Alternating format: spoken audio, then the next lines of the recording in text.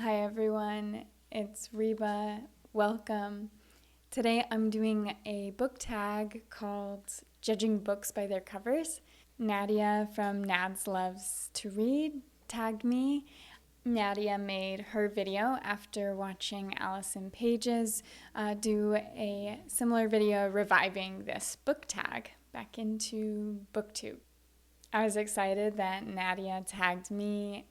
This looked super fun. I love talking about book covers.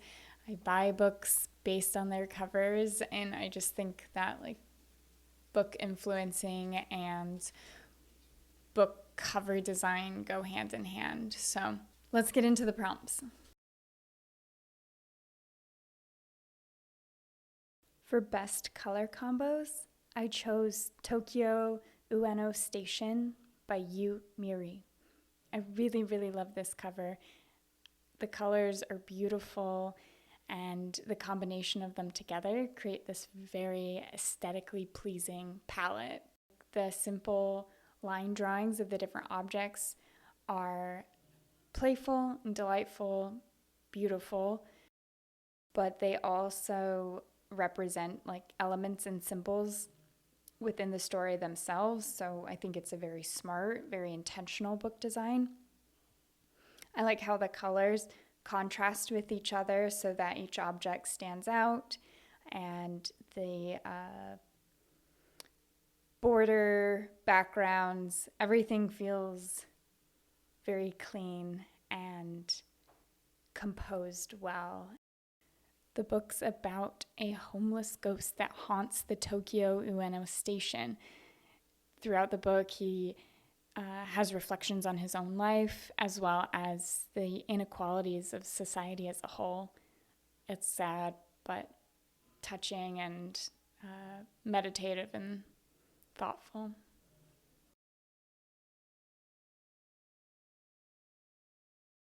For best typography, I chose Lapvona by Otessa Moshfegh. I really like this cover design, and I especially like the font and typography selections here and how they're used. I like the bright blue of the text set against the black background. I think it creates a really great impact.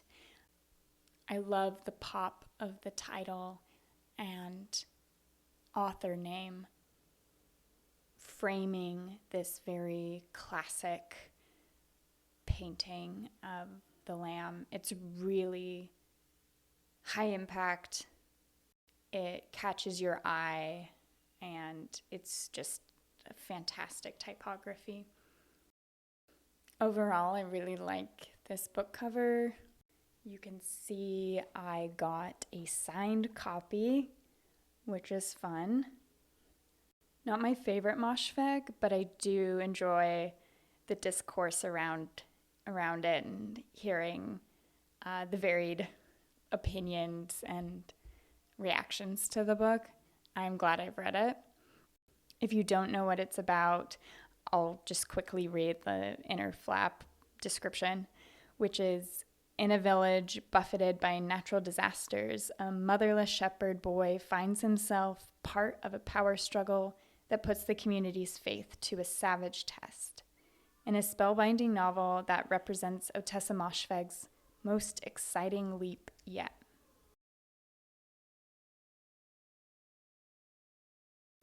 I chose 3 books for best simple cover, but the first book I chose was Invisible Cities by Italo Calvino.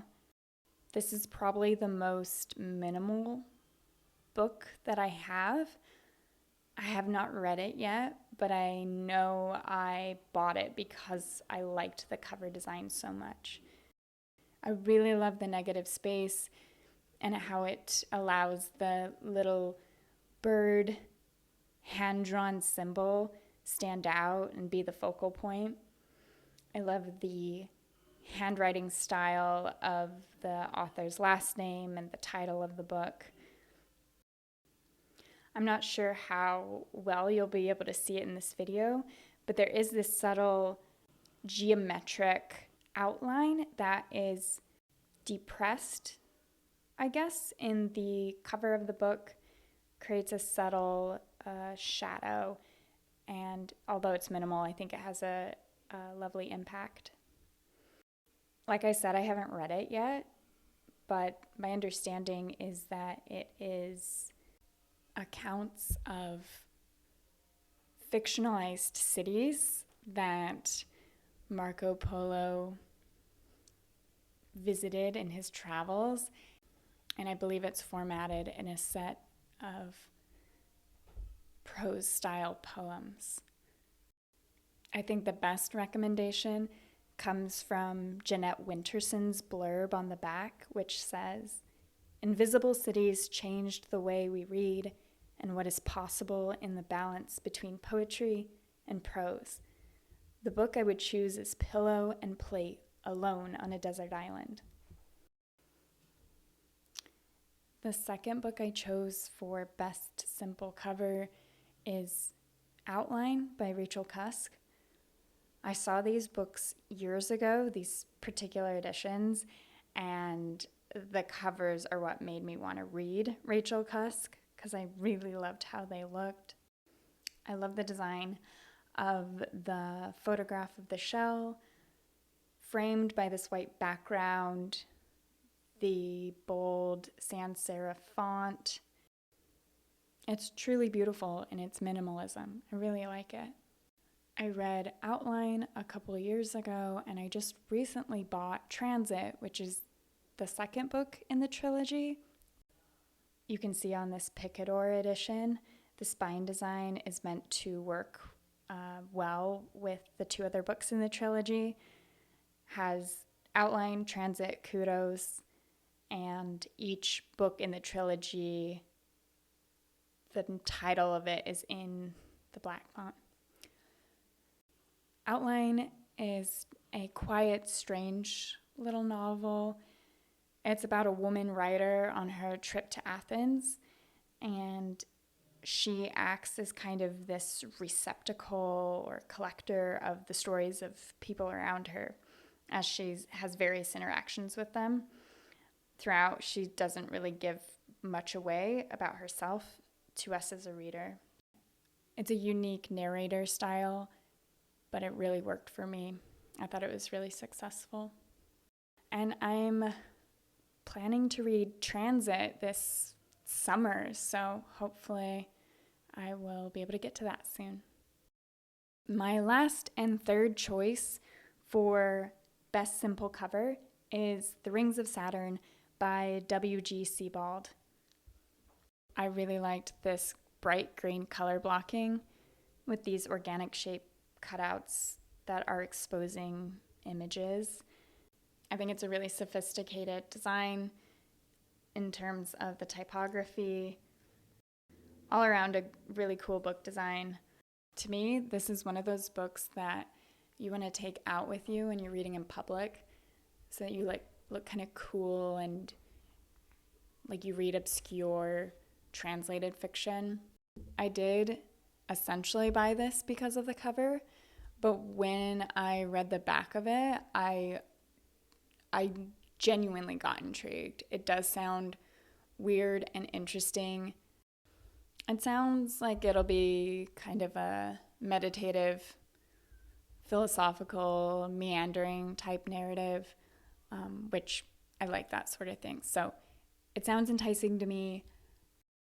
I'm going to read the back so you can see what I mean. The Rings of Saturn, with its curious archive of photographs, records a walking tour of the eastern coast of England.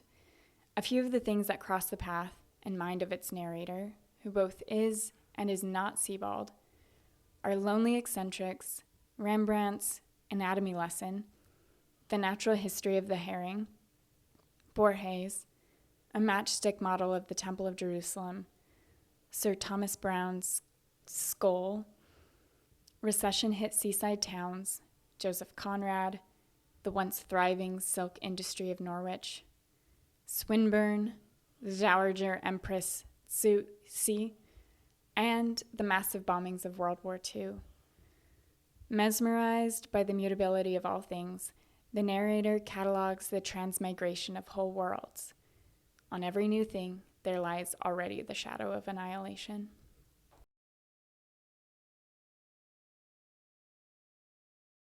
For best end pages, I chose Beautiful World, Where Are You by Sally Rooney. I chose this one for best end pages because of the interiors of both the front and back covers. I really love the colors that were chosen and the illustrative style of these close-up, mundane interior vignettes, these little scenes of daily life. I've not read this book yet, but this feels right. This feels like the essence of what I imagine this book contains. Similar to Tessa Moshfegh, I think Sally Rooney needs no introduction. Sally Rooney is also such a huge, prominent author. I've read Conversations with Friends by Sally Rooney, and I didn't end up reading Normal People, but I saw the series adaptation. I appreciated both enough to be interested in reading this, so I will get to it at some point. I believe Beautiful World, Where Are You is about 4 people in a tangle of friendship and romantic relationships. Judging by the title, it sounds like there's some existential questions being explored in the novel as well.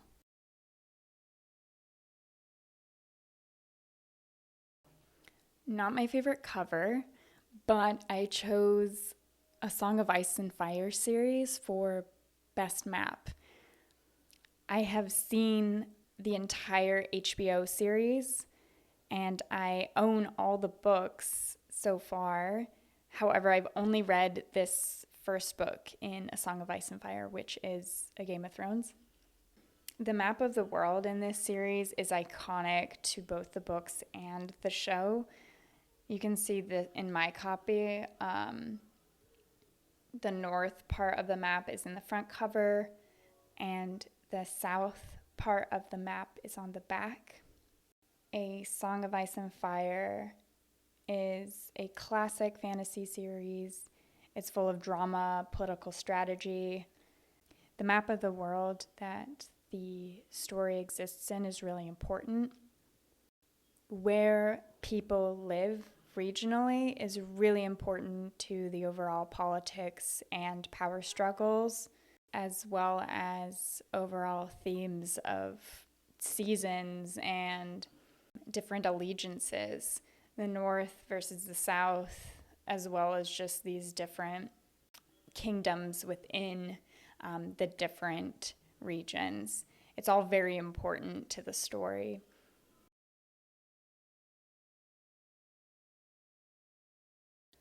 For Best Naked Hardcover, I chose M Train by Patti Smith. I bought this at a yard sale, and I really didn't like the dust cover, so I immediately threw it away. But I do really like the design of the hardcover underneath. It has this, I think it's called moire pattern that gives this kind of wood grain texture. Anyway, I think it's quite beautiful, and I like the monogrammed M here. I've not read M Train yet, but I've heard such good things about it, so I definitely intend to in the near future. I believe it's about Patti Smith's reflections and meditations on life, travel, literature, and coffee. So it sounds great.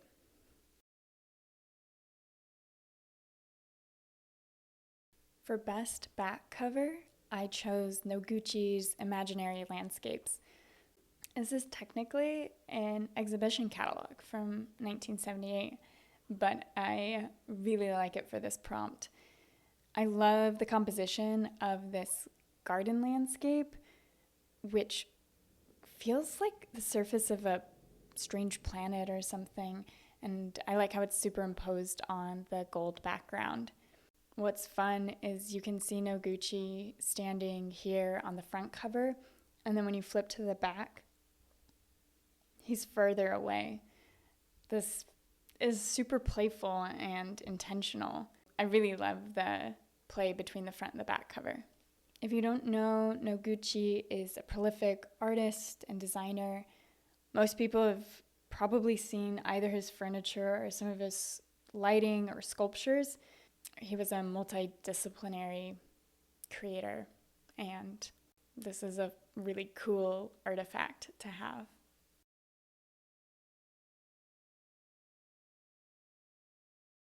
For best chapter headers, I thought of a recent read for me, which was The Marriage Portrait by Maggie O'Farrell. The chapters in this book flip back and forth between a couple locations as well as different time periods.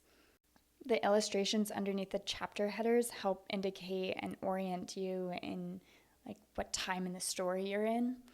So I thought this was a cool use of chapter header illustration. The Marriage Portrait is about Lucrezia de Medici, who was a real historical figure. And there's some speculation around the circumstances of her death. So O'Farrell writes this in a way that fills in the blanks around what she imagined may have happened to Lucrezia. It's a good, solid historical fiction read if you're interested in that.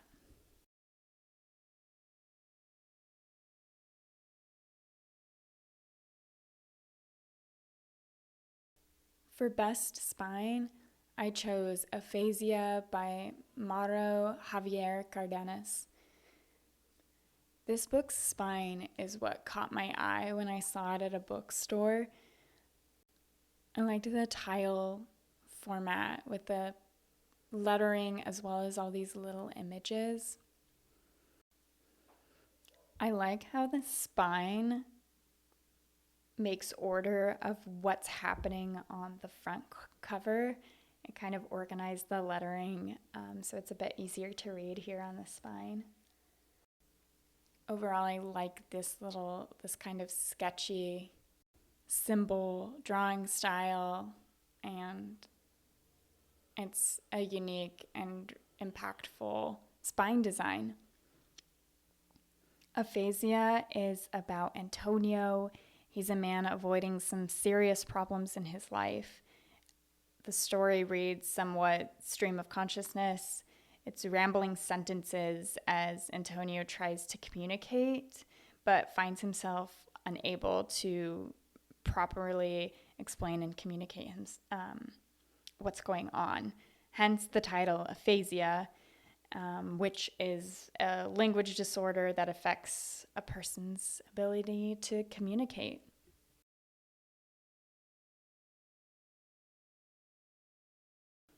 For best drawing, I chose the manga series Chainsaw Man, illustrated and written by Tatsuki Fujimoto. I don't read a ton of manga, but I've gotten into it because of Jaden. He reads quite a bit, and if there's one that he really likes and thinks that I will enjoy, he'll recommend it to me. One of the mangas I've read because of him is Chainsaw Man. I'm not completely caught up, but I have read several of the volumes, and I found the illustration style, the artwork, the panel design, everything about the illustration design was really incredible to me. The character designs are strong. The way action scenes are illustrated is so impactful and energetic, and somehow contains so much motion and explosive energy. I was also really impressed with just the panel design itself. Fujimoto made really interesting choices when it came to how to stretch and pull and format the individual scenes on each panel to create the highest impact. Chainsaw Man follows Denji, our main character, in a world where people can make contracts with devils, granting the humans access to the devil's special ability at some sort of mortal or physical cost to the human. Denji gains the ability to turn into Chainsaw Man. He joins a government organization of devil hunters. It's chaotic, it's violent, it's funny, it's sad, and incredibly dark. But I really enjoyed this series, and I also enjoyed the anime adaptation that came out. So, recommend both the manga and the anime. All right, thank you so much for watching. I had so much fun doing this tag and looking through my bookshelves to find books to fit the prompts. It was super fun. Nadia tagged a wonderful list of people in her video, and I want to just add to that list by tagging some other creators who I definitely want to have a sneak peek into their bookshelves and see what book covers they have. So I will tag some other creators that I love in my description below, and just encourage anyone who wants to try this tag out to give it a go. It's so much fun. So anyway, that's all. Thanks for watching. I'll see you in my next video. Bye.